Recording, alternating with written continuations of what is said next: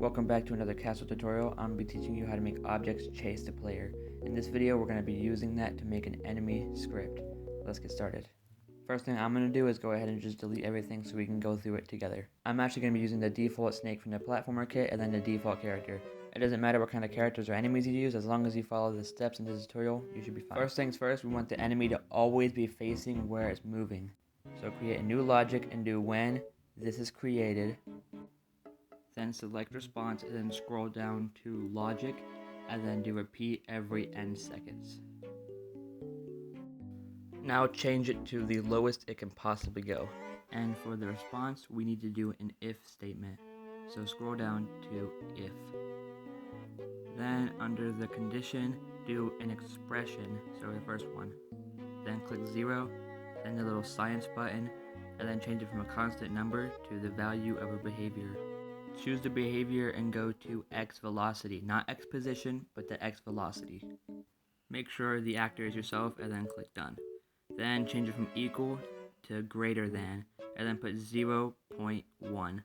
This basically makes it to where it's constantly checking if the character is moving to the right, and if the character moves to the right, we need it to modify the width scale. So go to modify a property, and then select property, and then choose width scale. Now these numbers are going to be unique to everyone, so don't copy my exact numbers. To check which numbers you need to use, go over to general, and then check what your width scale is. My width scale is 2, so I'm going to do -2 because it's going to be the opposite of it. Now we copy and then paste it, and then we change a few things. So click on it and then click on my own, then change it from greater than to less than. Now it's checking if it's moving left. So if it's moving left, we need to modify the width scale to +2. All this together will make sure that it is flipping left and right depending on which way it's moving. Now it's the fun part. We needed to make it to where it chases you. So create a new logic and do when this is created, and then scroll down to repeat every n seconds. Then make it to where it's the lowest it can possibly go, just like before. Making it chase you is actually very easy. All you have to do is click select response, scroll down to motion, and then do move toward another actor. Change it from any tag to tag character. Now if you're using an original character and you're not sure how to do this, you can go to your character and then go to general and then scroll down to tags and add tag character. But going back to our logic, we need to make sure it's going after tag character at speed and then change speed to 0 to 1. If we press play, bro thinks he's Lightning McQueen. It's actually a very easy way to fix this. Go to your enemy and then click add physics or control, and then make sure you add a speed limit.